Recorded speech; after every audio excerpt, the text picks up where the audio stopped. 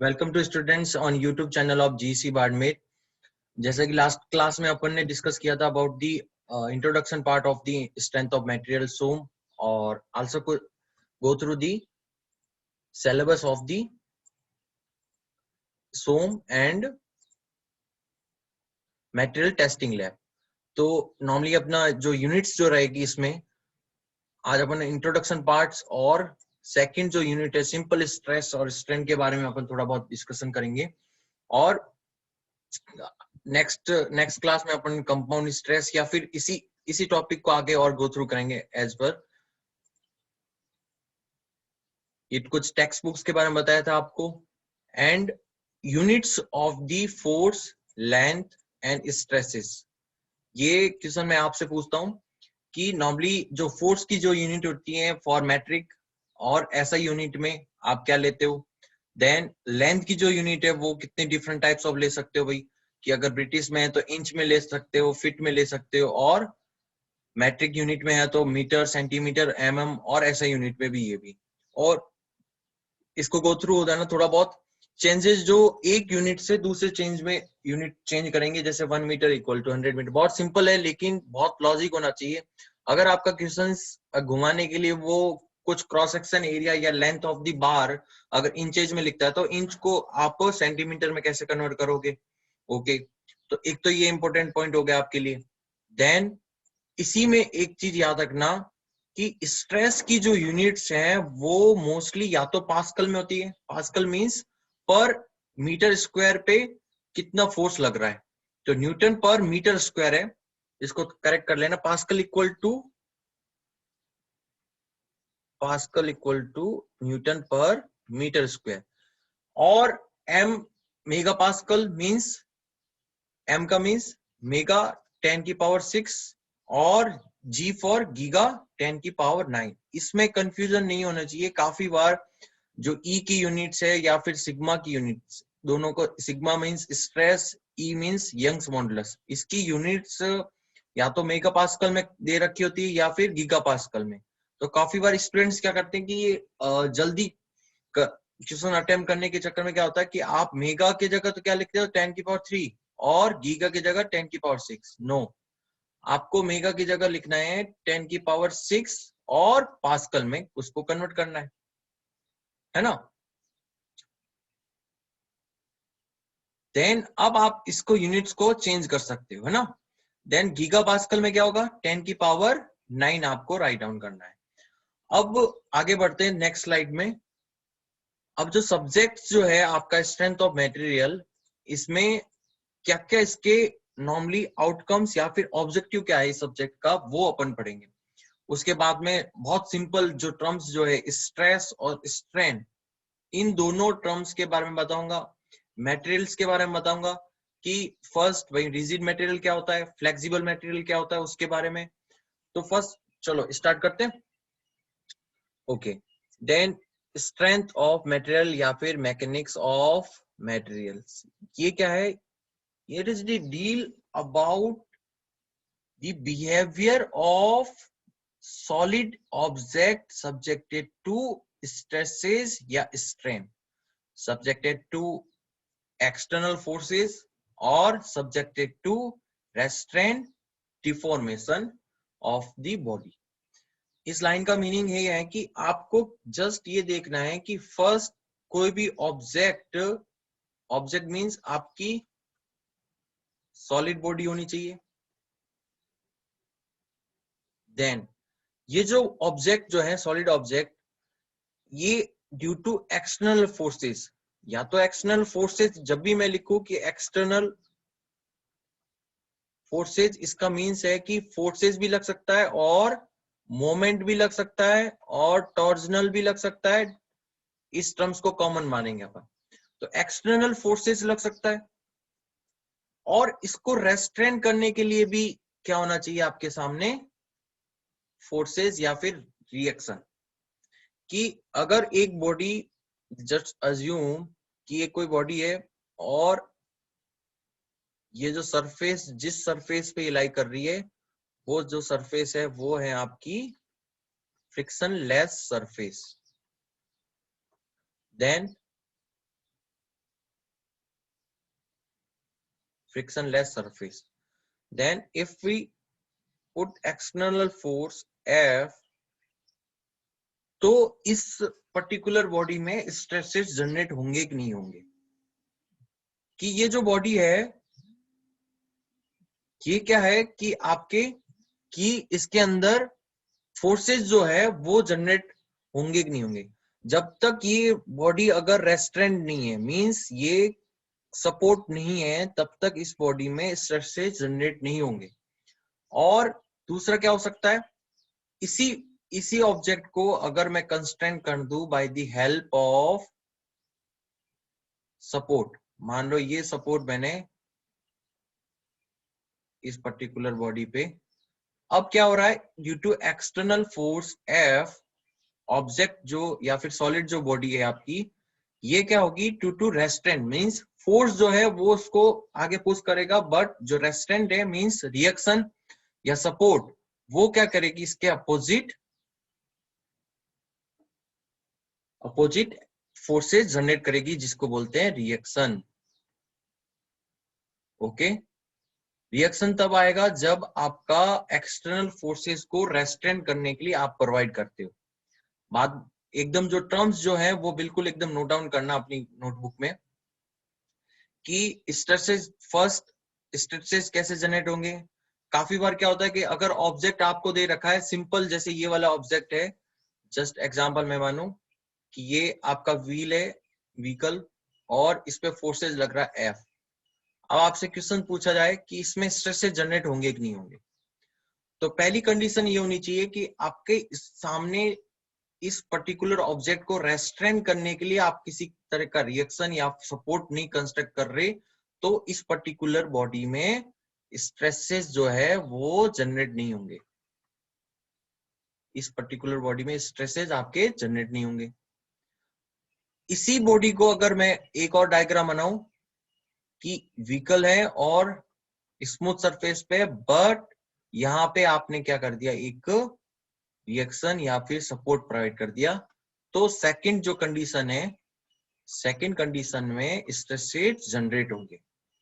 तो कुल मिला के जो ये सब्जेक्ट जो है वो मोस्टली बिहेवियर ऑफ मटेरियल और behaviour of solid object which is subjected to external force या स्ट्रेसेस और strain, due to external forces, due to external applied forces, या due to restrictive deformation means reaction, support provide करेंगे तो stresses material में generate होंगे, और इसी stresses generate होने की वजह से उस मटेरियल का बिहेवियर चेक करना है, और अपना एरिया ऑफ पॉइंट ऑफ जो इंटरेस्ट है, मींस अपन ये जो सब्जेक्ट जो पढ़ रहे हैं वो इतना है कि इस पर्टिकुलर मटेरियल में मैक्सिमम स्ट्रेस और मैक्सिमम डिफॉर्मेशन कितना लाई करता है, और ये material can bear under the safe limit.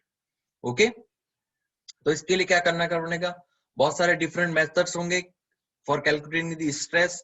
Stress भी डिफरेंट टाइप्स की, पहले क्लासिफिकेशन पढ़ेंगे कि स्ट्रेस कितने डिफरेंट टाइप्स होती है based on the external forces, then उसी मटेरियल की स्ट्रेंथ, उसी मटेरियल की स्ट्रेंथ कितनी है भाई, मैक्सिमम जो stress can bear prior to failure, failure से पहले कितनी मैक्सिमम स्ट्रेस गेन करती है उसको स्ट्रेंथ बोलते हैं। अब इस पर्टिकुलर जो कैलकुलेशन है अपनी, स्ट्रेस और स्ट्रेन इन स्ट्रक्चर मेंबर, कोई भी मेंबर हो सकता है, कॉलम हो सकता है, बीम हो सकता है, शाफ्ट हो सकता है, और आपका पर्टिकुलर इंक्लाइन मेंबर हो सकता है, जो भी पर्टिकुलर स्ट्रक्चर मेंबर होगा उसके अंदर ड्यू टू अप्लाइड फोर्सेस और due to constraint reaction there will be generated stress और स्ट्रेन। अब टर्म्स आती है अपनी मटेरियल्स के बारे में कि मटेरियल्स कितने डिफरेंट टाइप्स के होंगे। उससे पहले कोर्स का ऑब्जेक्टिव देख लेते हैं भाई। अगर आपको कोर्स का ऑब्जेक्टिव अगर फाइंड आउट करना क्या है कि रिलेट मैकेनिकल प्रॉपर्टीज, जैसे आपकी कुछ प्रॉपर्टीज होती है कि मैं ज्यादा बियर कर सकता हूं, मैं ज्यादा स्टेमिना है मेरे अंदर, या फिर मुझे ज्यादा सीटिंग जो पावर है वो ज्यादा है, मैं वन आवर में इतना वर्क कर सकता हूँ, और मेरी रनिंग कैपेसिटी इतनी है। तो ऐसे ही मैकेनिकल, ऐसे ही मटेरियल की भी क्या होती है, कुछ प्रॉपर्टीज होती है, different types of materials properties रहेगी, उसके बारे में अपन देखेंगे। और ये जो मैकेनिकल प्रॉपर्टीज है उसका under the behaviour of various load types, ये अपन देखेंगे। फिर उससे क्या होगा अपने पास में, अब उस पर्टिकुलर स्ट्रक्चर मेंबर में आप स्ट्रेसेस फाइंड आउट कर सकते हो, और वो स्ट्रेसेस अगर आपने फाइंड आउट कर दिया पर्टिकुलर क्रिटिकल पॉइंट पे, अगर आपने क्रिटिकल पॉइंट पे स्ट्रेसेस फाइंड आउट कर लिया या फिर मैक्सिमम स्ट्रेसेस फाउंड कर लिया, it is the if lesser than the material strength, means material की इनबिल्ट जो स्ट्रेंथ है उससे लेसर है, तो आपका मटेरियल क्या है, सेफ और you can use easable. Then third point है analyze a loaded structural member for deflections and failure strength. जो भी आपका स्ट्रक्चर मेंबर होगा, स्ट्रक्चर का मींस कि ये बीम्स, कॉलम, शाफ्ट, इसमें कितने भी मेंबर्स जो होंगे वो इंडिविजुअल फोर्स बियर करेंगे। इस फोर्स बियर करने पे इस पर्टिकुलर मेंबर का क्या होगा, फेलियर हो सकता है। फेलियर आइदर इन डिफ्लेक्शन और strength failure. Then final evaluate the stresses and strain in material deflection in beam member. Mostly beam के लिए क्रिटिकल माना जाता है कि हॉरिजॉन्टल मेंबर्स के लिए और कॉलम्स के लिए भी है इसमें। ओके, नेक्स्ट आते हैं अपन, आगे बढ़ते हैं, different types of materials. First is rigid body material या फिर रिजिड मटेरियल। इस पर्टिकुलर वर्ड का ये क्या आइडियलाइज कंसेप्ट है, इस कंसेप्ट को ऐसे देख सकते हैं, when a body is subjected to external force, the distance between the two points, कि अगर कोई बॉडी एक्सटर्नल फोर्सेस एक्सर्ट कर रही है, फोर्सेस का मींस कुछ भी हो सकता है, forces, incline, moment, F1, F2 and F3. If the distance between two points inside the body is remain constant, यहाँ पे थोड़ा कंसिडर करना कि अगर कोई एक्सटर्नल, अगर कोई बॉडी जो है due to external forces exert, distance between two points inside the body is remain same, कि अगर उन दो पॉइंट्स के बीच में जो डिस्टेंस है वो चेंजेस नहीं हो रहे, तो वो जो बॉडी होगी वो क्या होगी, रिजिड बॉडी, या फिर मटेरियल जो होगा, जिस बॉडी जो जिस मटेरियल से बनेगी उसको बोलेंगे रिजिड मटेरियल।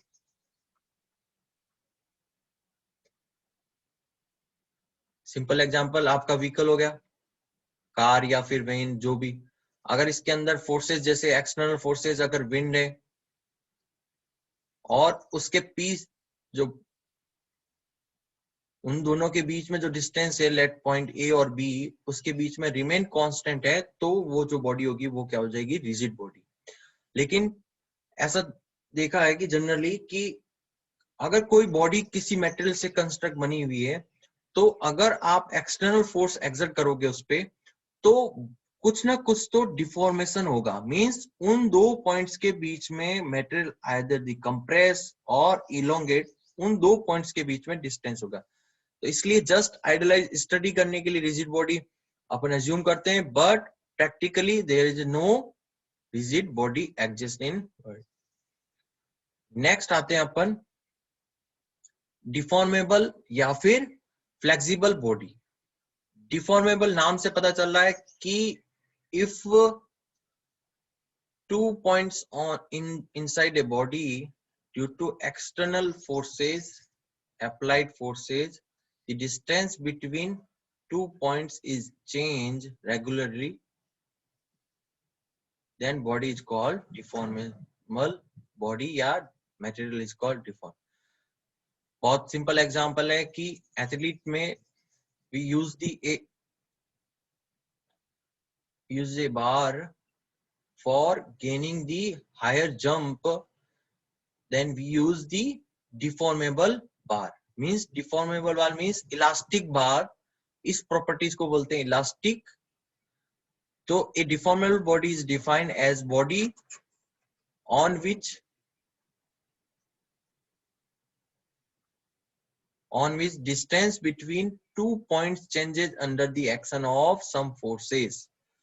इसको नेक्स्ट स्लाइड में अपन देखते हैं और कि इन पर्टिकुलर बॉडीज में, डिफॉर्मेबल बॉडी में क्या कि let's assume two column and one beam, जो वर्टिकल जो मेंबर है उसको कॉलम बोलते हैं और हॉरिजॉन्टल मेंबर है वो आपका बीम, और due to external force P, अब क्या होगा due to this constraint, first अगर यहाँ पे कंस्ट्रेंट नहीं है तो फर्स्ट केस अगर यहाँ पे अज्यूम करूं मैं, let's assume first case the support condition is roller, means if we exert force P, the body is not constant this force, तो बॉडी क्या होगी, ये जस्ट आगे की तरफ मूव हो जाएगी ना, आगे की तरफ चलेगी।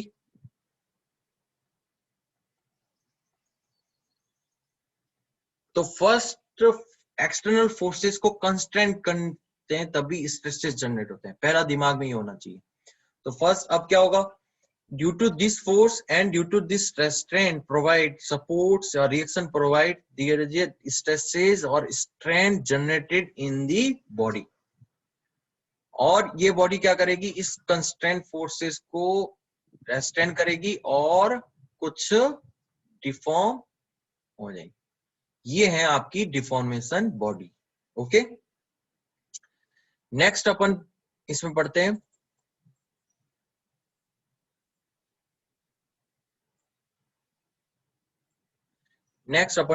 Terms stress and strain. First terms लेता हूं मैं, स्ट्रेस एंड स्ट्रेन। स्ट्रेस जो है वो directly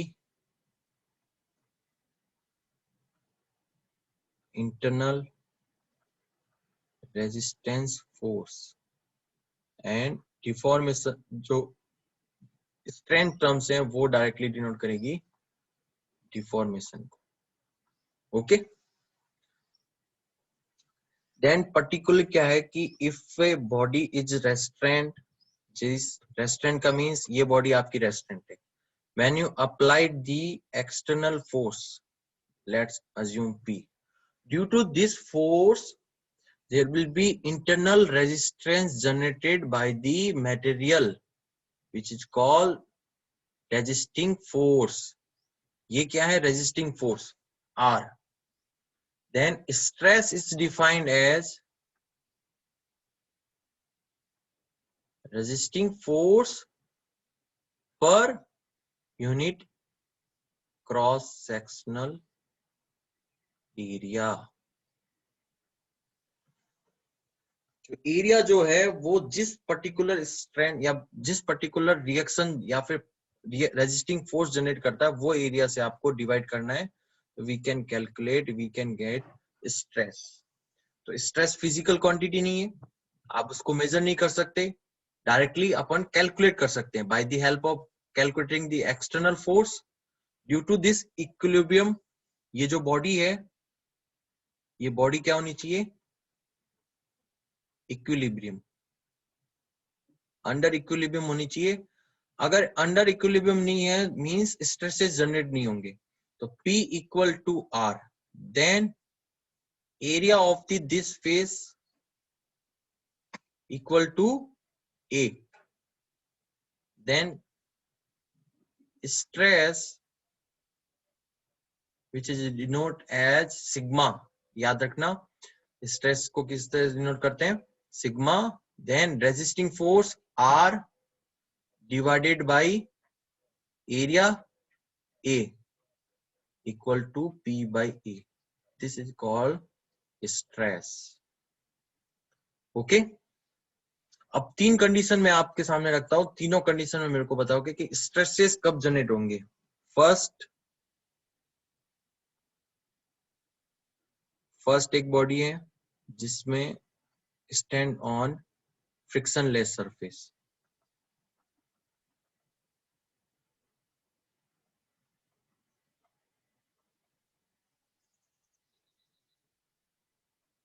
frictionless surface.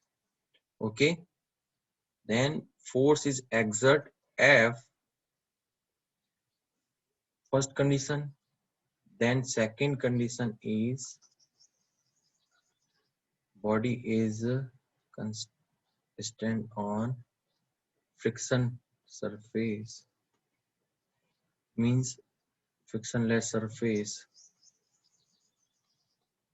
frictionless, but we constrain this phase by the help of support. Then force is exert. Third one is a body on same frictionless surface, but we provide opposite force, this opposite force, reaction. Then in तीनों condition में किस condition में stresses generate होंगे और किस condition में stresses generate नहीं होंगे, ध्यान से सुनना और देखना। फर्स्ट कंडीशन लेते हैं। फर्स्ट कंडीशन में क्या होगा कि in the first condition there will be no any constraint और अपोजिट फोर्सेस और reaction is provide. Then when a body is exert F force, the body is deform like, नहीं, body is just displaced. Two terms I write out: deformation and second is displacement. First, rigid body is going through displacement, but a deformable body is go through deformation. Deformation का means, basic meaning is size and shape of body is change. Means अगर कोई body जो है उसकी अगर shape और size, means उसकी geometry अगर चेंज होती है, अगर ये क्यूब है और ड्यू टू डिफॉर्मेशन ये इस शेप में कन्वर्ट होता है, मीन्स ये बॉडी जो है वो डिफॉर्म हुआ है। But in case A body is rigid and just position is change, means इस पोजीशन से जस्ट नेक्स्ट पोजीशन पे सेकंड पोजीशन अगर गेन करता है ड्यू टू फोर्स, तो it called the displacement and this is a deformation. Okay, तो first condition क्या है?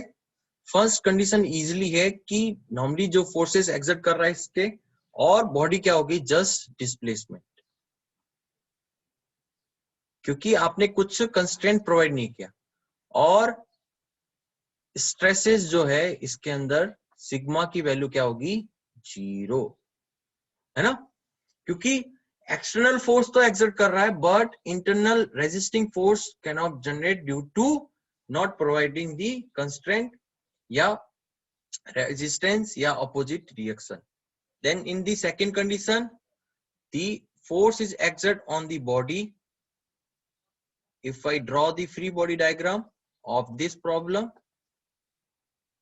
just अगर मैं इसका free body diagram FBD means, अगर इस प्रॉब्लम को मैं छोटे छोटे पार्ट्स में या फिर छोटे छोटे पार्ट्स इक्विलिब्रियम में अगर कन्वर्ट करूं, और मुझे इससे क्या होगा? सिंपल एनालिसिस हो सकता है। तो फर्स्ट F हो गया, ये फोर्सेस F, इस बॉडी पे सामने रिएक्शन लगेगी F। देन सेकंड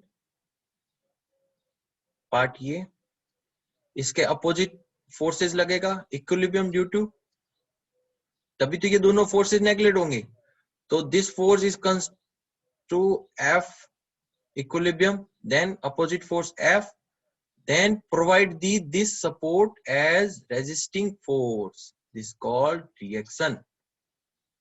तो रिएक्शन हो गया, मींस कि एक्सटर्नल फोर्स एक्सर्ट करता है बॉडी पे और ए बॉडी इज कंस्ट्रेंट और रेस्ट्रिक्ट फ्रॉम डिफॉर्मेशन फुली या पार्शली, मींस ये जो आप जो सपोर्ट कंडीशन है वो फुली भी हो सकता है, फुल या पार्शली भी हो सकता है। मींस फुल का mean negligible deformation, partially means कुछ डिफॉर्मेशन हो सकता है, कुछ यील्ड हो सकता है ये सपोर्ट। तो उस कंडीशन में भी स्ट्रेसेस जनरेट होंगे। तो फर्स्ट ये ध्यान से देखो कि अप्लाइड जो फोर्स है, अप्लाइड जो फोर्स है इसमें वो first body to body transfer हो रहा है, ये बॉडी टू बॉडी ट्रांसफर हुआ, then body to support condition. Okay, तो मींस सेकंड कंडीशन में क्या है, आपका बॉडी में क्या होगा, deformation. Okay, and stresses also generated in the second condition. Then final we last condition go, same provide a body और external forces F लग रहा है, but opposite forces भी लग रहा है due to some external support. external support के वजह से यहाँ पे क्या है, opposite force लग रहा है। तो इस कंडीशन पे भी क्या होगा, सेम कि डिफॉर्मेशन भी होगा इस बॉडी में और स्ट्रेसेस भी जनरेट होंगे। ओके, देन नेक्स्ट अपन आगे बढ़ते हैं इसमें कि जो डिफरेंट टाइप्स ऑफ फोर्सेस जो है किसी बॉडी पे वो कितने टाइप्स लग सकता है, एक तो वो देखेंगे।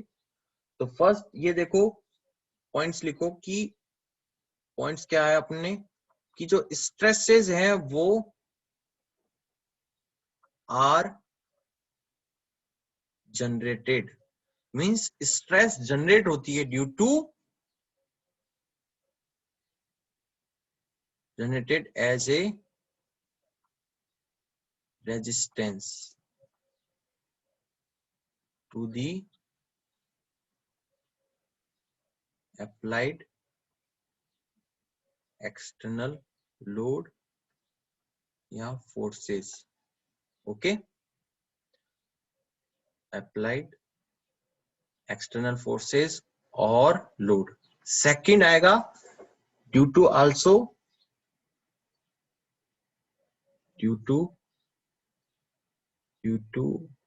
also as a result of restraint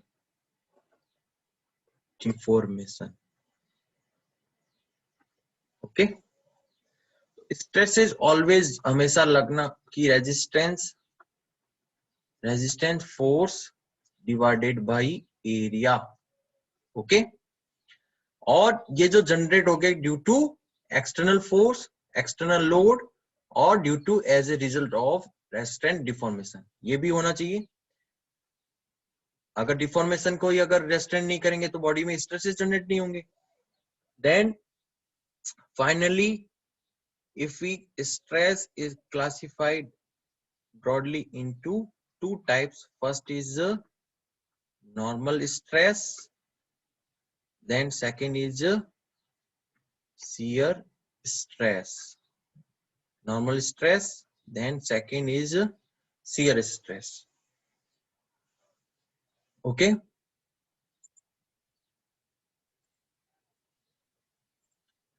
next slide में अपन देखते हैं कि due to external force a body is generated resisting forces equal to 6 different forces. कि अगर मैं किसी बॉडी पे मींस जस्ट एग्जांपल एक रेक्टेंगुलर क्रॉस सेक्शन की बीम है ना, ये क्या है, रेक्टेंगुलर क्रॉस सेक्शन की बीम,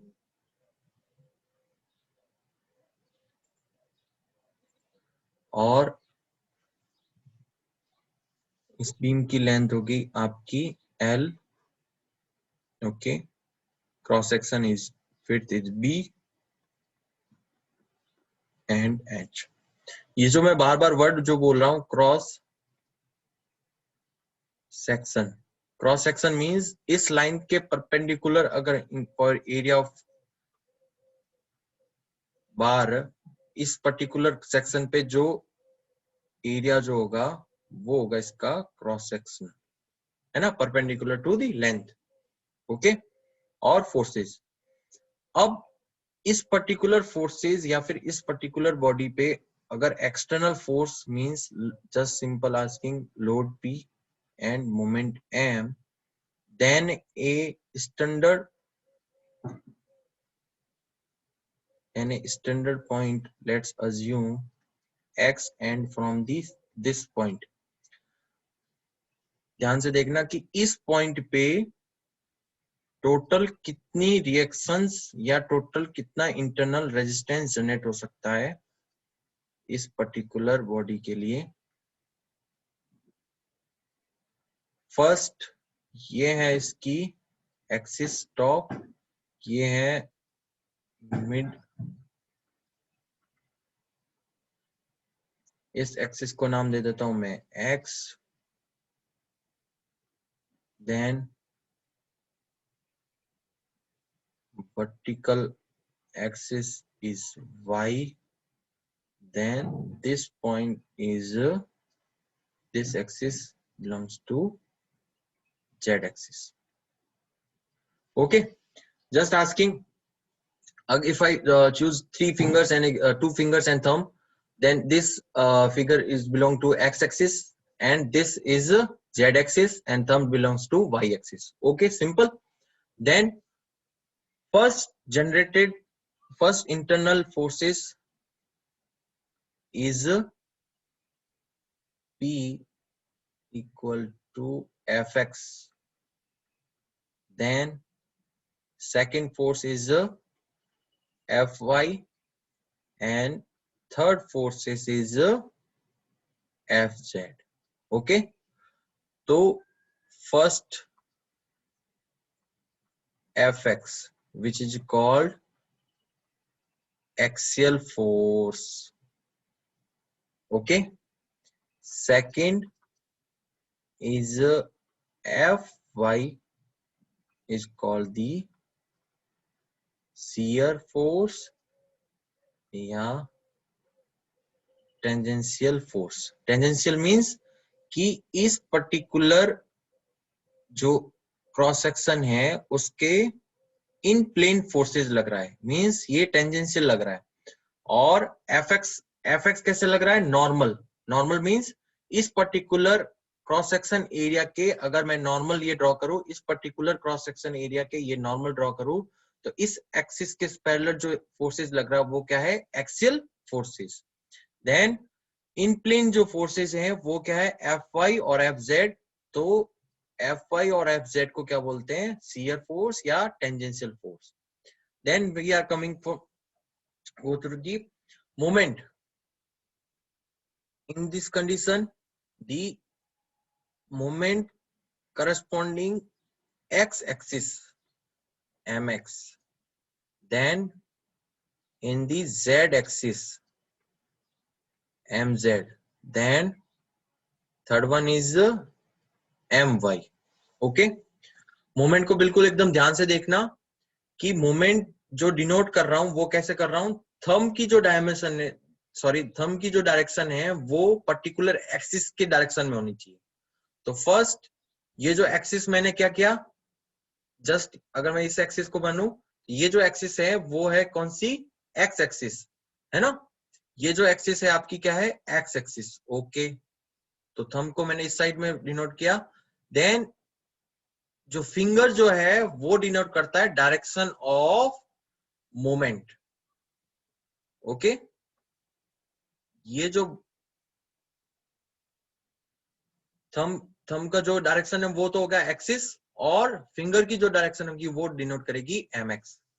तो फर्स्ट मोमेंट है आपका mx, second my and third is mz।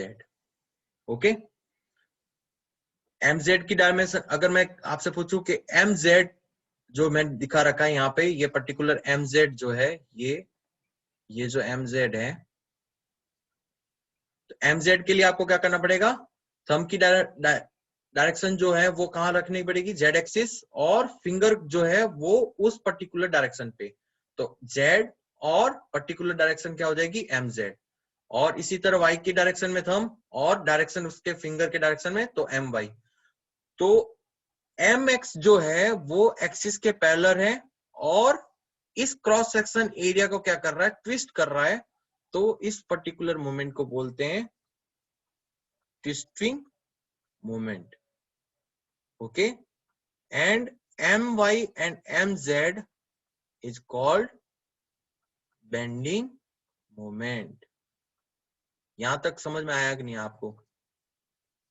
बड़ा इंपॉर्टेंट है कि फर्स्ट एक्सटर्नल फोर्सेस मींस कि टोटल 6 क्या लगेंगे आपके इंटरनल फोर्सेस लग सकते हैं किसी भी क्रॉस सेक्शन पे। तो 6 इंटरनल फोर्सेस मींस पहला आइदर 3 फोर्सेस लगेंगे fx, fy और fz, जिसमें अगर वो फोर्सेस की डायरेक्शन क्रॉस सेक्शन एरिया के परपेंडिकुलर है उसको बोलेंगे एक्सियल फोर्स। ओके, ये जो एक्सियल फोर्स लग रहा है इस प्लेन के परपेंडिकुलर लग रहा है fx, बट जो इन प्लेन जो फोर्स है मींस कैसे, ये प्लेन और इसके प्लेन में लग रहा है वो क्या है fy और fz। ये क्या हो गया आपका fy और fz शियर फोर्स या टेंजेंशियल फोर्स। fy और fz को अपन बोल देंगे शियर फोर्स और टेंजेंशियल। तो टोटल कितने फोर्स हो गए? 3, बट कैटेगराइज कैसे हो रहा है? First axial force, second fy और fz शियर फोर्स और टेंजेंशियल फोर्स। देन इसी तरह क्या होगा, 3 मोमेंट्स जनरेट होंगे इंटरनल।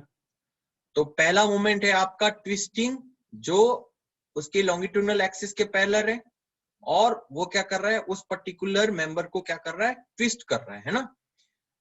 तो लॉन्गिट्यूडनल एक्सिस के पैरेलल लगेगा ये longitudinal axis. Longitudinal axis means कि इसके लेंथ के अलोंग जो एक्सिस होगी वो क्या हो जाएगी, इसकी लॉन्गिट्यूडनल एक्सिस। जो एक्स एक्सिस यहाँ पे डिनोट कर रहा हूं वो क्या है, लॉन्गिट्यूडनल, और वाई और जेड क्या है उसकी लेटरल एक्सिस या ट्रांसवर्स एक्सिस। मतलब विड्थ और हाइट लेटरल जो डायमेंशन है उसके पैरेलल जो एक्सिस लग रही है वो क्या है, लेटरल एक्सिस। देन सेकंड और थर्ड जो मोमेंट्स हैं वो कौन से होंगे, my और mz। my और mz क्या कर रहा है, पर्टिकुलर इस जो ऑब्जेक्ट या इस जो बीम है इसको क्या कर रहा है, बेंड कर रहा है। बेंड कर रहा है कि नहीं कर रहा? जस्ट इमेजिन कि ये आपका क्रॉस सेक्शन एरिया है, ये आपका सर्कुलर क्रॉस सेक्शन एरिया, और mz के अकॉर्डिंग मैं क्या कर रहा हूँ, मोमेंट जनरेट कर रहा हूँ। तो मुझे इस फिंगर से लेके मैं इसको क्या कर रहा हूँ, बेंड करने की कोशिश कर रहा हूँ, है ना। तो इसके वजह से क्या लग रहा है इसमें, bending. Then second Y axis के अबाउट अपन क्या कर रहे हैं, बेंडिंग। वाई एक्सिस के अबाउट अगर मैं मोमेंट लगाऊं तो मतलब थंब की डायरेक्शन होनी चाहिए वाई एक्सिस, और फिंगर की जो डायरेक्शन है वो towards the direction of the moment. तो अगर मैं इसको इस डायरेक्शन में अगर करूंगा तो ये भी क्या होगा,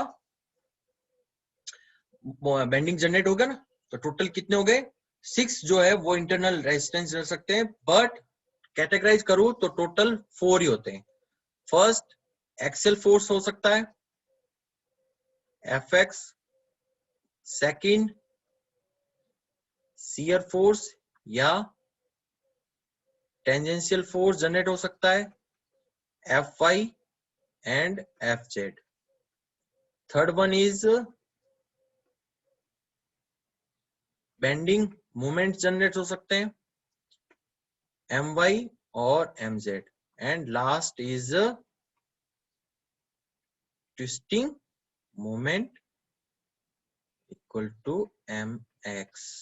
ओके, अब नेक्स्ट लेक्चर में अपन पढ़ेंगे कि स्ट्रेसेस, मैंने बताया था स्ट्रेसेस 2 टाइप्स, नॉर्मल और शियर। नॉर्मल में भी देखेंगे अपन कि कैसे स्ट्रेसेस शो करता है, उसके अंदर टेंसाइल क्या है, कंप्रेसिव क्या है, बियरिंग क्या है, स्ट्रेसेस इसके बारे में कैटेगराइज करेंगे। फिर उसके बाद में आएगा आपका शियर फोर्स के बारे में ना। तो अगर मैं नेक्स्ट अपना जो भी लेक्चर होगा उसके अंदर अपन ये देखेंगे, मैं जस्ट ब्रीफ कर दूं कि नॉर्मल स्ट्रेस, ओके, देन इधर है आपका शियर स्ट्रेस। ओके, ये दोनों किसके पार्ट है? स्ट्रेसेस के, है ना, ब्रॉडली क्लासिफाइड। अब नॉर्मल स्ट्रेस में क्या हो सकता है भाई?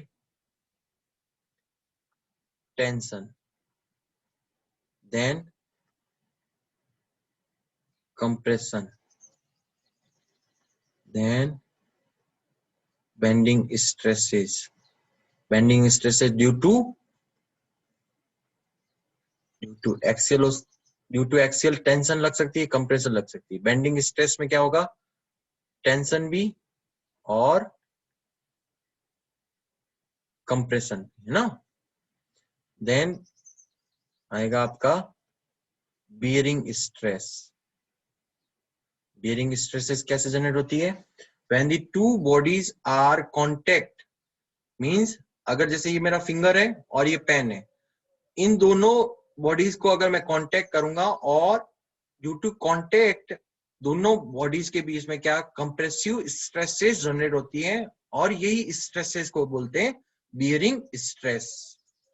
ओके, देन शियर स्ट्रेस आएगी आपकी direct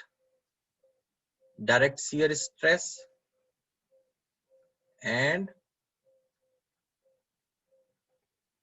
indirect shear stress. Okay, तो वन बाय वन अपन इसमें पढ़ेंगे कि ड्यू टू एक्सियल टेंशन और कंप्रेशन क्या होता है, और due to bending stresses generated tension और कंप्रेशन किस साइड में जनरेट होता है, और last one bearing stress, bearing stress कैसे जनरेट होगी ये भी। और शियर स्ट्रेस में पढ़ेंगे अपन डायरेक्ट शियर स्ट्रेस, जो कि डायरेक्टली क्या किससे जनरेट होता है? Due to shear force. Due to shear force means अगर आपकी कोई बॉडी है और due to shear force means P जो फोर्स है ये डायरेक्टली क्या कर रहा है? इस बॉडी को कट कर रहा है ना, दो पार्ट में डिवाइड कर रहा है। जैसे नाइफ अपन लेते हैं और अगर अपन को नॉर्मल किसी भी वेजिटेबल का स्लाइसेस काटने, तो अपन क्या करते हैं? पैरेलल टू दिस फेस, जैसे जस्ट एग्जांपल, अगर इस वेजिटेबल के स्लाइसेस बनाना चाहता हूं तो मुझे क्या करना पड़ेगा? नाइफ को क्या करना पड़ेगा? Perpendicular but parallel to this face. अब मैं क्या कर रहा हूं? इसको कट कर रहा हूं। तो ये जो कट करना मतलब इसमें क्या कौन सी स्ट्रेसेस जनरेट होंगे? Direct shear stress. But in the second case indirect stresses generate होंगे। कब? Due to twisting moment. Due to twisting moment के वजह से क्या होगा? इसके अंदर इनडायरेक्ट शियर स्ट्रेस जनरेट होंगे, और ये जो शियर स्ट्रेस होता है वो क्या होगा? इन प्लेन। मींस अगर इसी वेजिटेबल या फिर चौक को मैं मान लूं, ये शाफ्ट को मान लूं, और इस एक्स एक्सिस के पैरेलल में अगर क्या लगाऊं? ट्विस्टिंग मोमेंट टी या mx, तो क्या होगा? इसके अंदर इनडायरेक्ट शियर स्ट्रेस जनरेट होंगे। ओके, तो शियर स्ट्रेस पढ़ लिया। नेक्स्ट इसमें है आपका जो नॉर्मल स्ट्रेस है, वो बिल्कुल एकदम ध्यान से देखना। नॉर्मल स्ट्रेस, इसमें पहला लिखेंगे अपन axial stress. Axial normal stress या axial stress. Axial stress simple, बहुत सिंपल एग्जांपल है।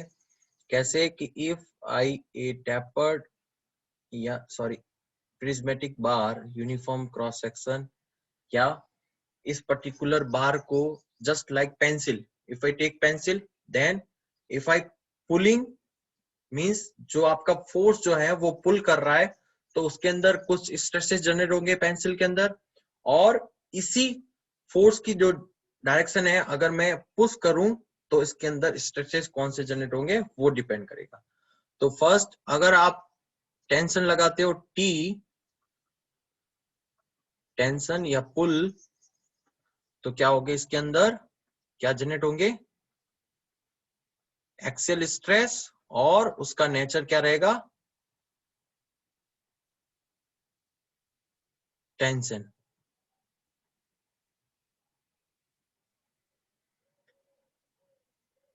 इसके अंदर क्या जनरेट होंगे, टेंशन, एक्सियल स्ट्रेस, दोनों नॉर्मल है।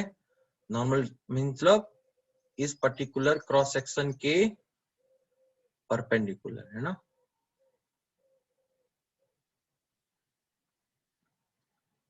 इसके परपेंडिकुलर क्या लगेंगे, स्ट्रेसेस है ना।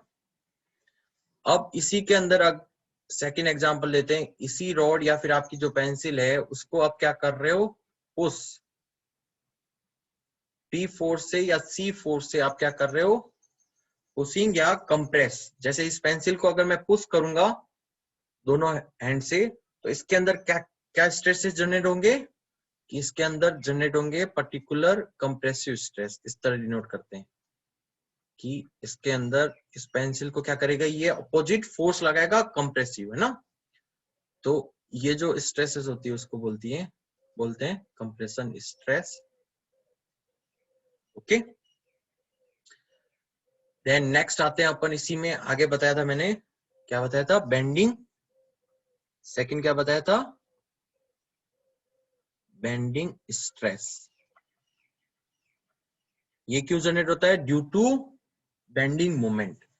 बेंडिंग मोमेंट जब तक होगा तभी इसके अंदर स्ट्रेसेस जनेगा। और बेंडिंग मोमेंट क्या होता है, बेंडिंग की मोमेंट जनरेट होना पहली बात। तो मोमेंट जनरेट होने के लिए क्या करना पड़ेगा आपको, टू अपोजिट फोर्स और with lever arm, means with eccentricity. अगर मैं दोनों फोर्स से इसको पैरेलल कर दूं तो मींस क्या होगा, ये सेंट्रिक फोर्सेस लग रहे हैं और ये एसेंट्रिक फोर्सेस लग रहे हैं, और इसके वजह से क्या होगा, मोमेंट जनरेट। तो सिंपल अगर मैं एग्जांपल लू बीम का फॉर रेक्टेंगुलर क्रॉस सेक्शन, तो इस particular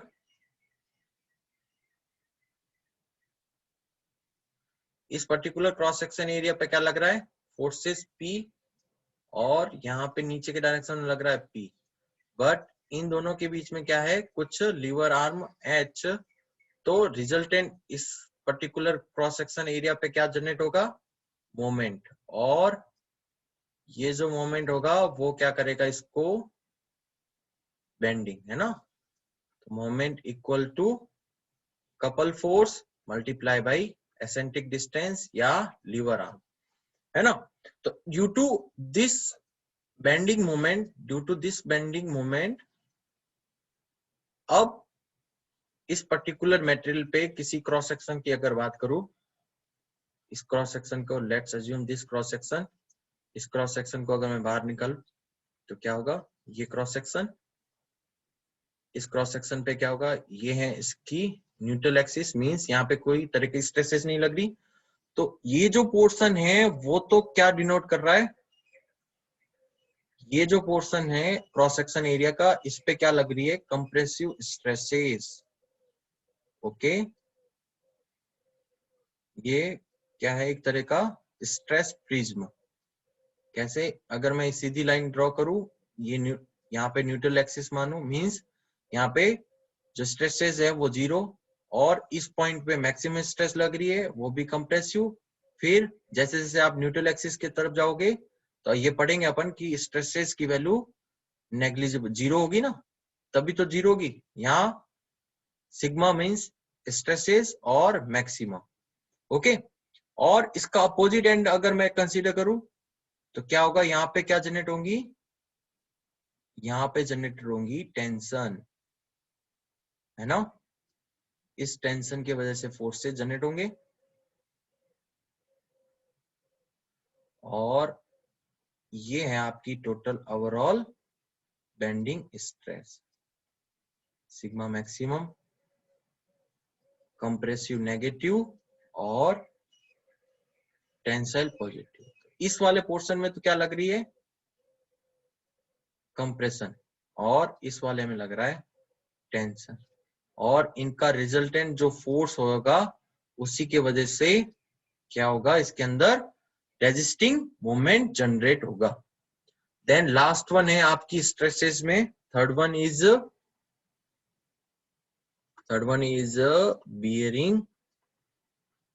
bearing stress. Bearing stress क्या है? We can say compressive stress,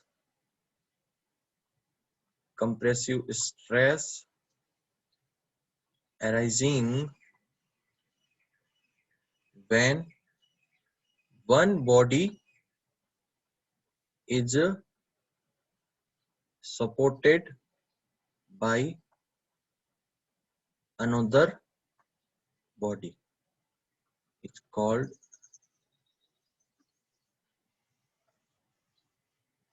bearing stresses. Simple है.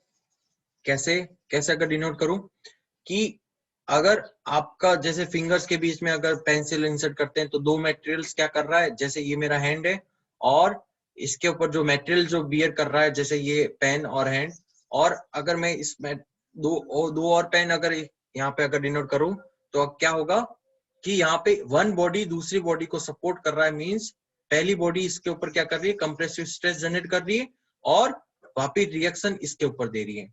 जैसे सिंपल आपका हाउस देखा होगा जहां पे भी आप रहते हैं, तो ये जो एरिया जो है आपका पूरा लैंड एरिया, तो ये कहीं ना कहीं ये जो बिल्डिंग जो है आपकी, सॉरी ये जो बिल्डिंग है वो कहीं ना कहीं कहाँ पे सपोर्ट हो रही है, आपका ग्राउंड में, है ना. तो ड्यू टू ग्राउंड क्या है, यहाँ पे क्या जनरेट हो रहा है, इसके ऊपर कंप्रेसिव स्ट्रेस, और ग्राउंड इसको सामने क्या कर रहा है, रिएक्शन. ये क्या है, बियरिंग स्ट्रेस, इसलिए इसको बोलते हैं बियरिंग स्ट्रेस. और सॉइल की बियरिंग स्ट्रेंथ से ज्यादा अगर होती है आपकी लोडिंग तो सॉइल फेल हो जाता है. ये दो मटेरियल के बीच में होता है. ओके, नेक्स्ट अपन क्लास में पढ़ेंगे डिफरेंट टाइप ऑफ प्रॉपर्टीज और जो स्ट्रेस का डिस्ट्रीब्यूशन है वो कैसे डिनोट करते हैं. स्ट्रेस का डिस्ट्रीब्यूशन मींस कि एक 3 डायमेंशनल क्यूब में 3 डायमेंशनल एलिमेंट, मैं इसको एक एलिमेंट कंसीडर करता हूं. एलिमेंट मींस ये आपकी बॉडी है, मटेरियल पूरा, इसमें से मैं छोटा सा पार्ट एक एलिमेंट कंसीडर कर रहा हूं और इस एलिमेंट पे कितनी स्ट्रेसेस डिनोट करते हैं.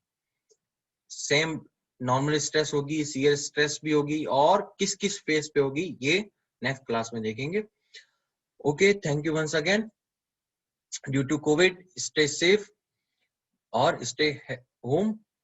ओके.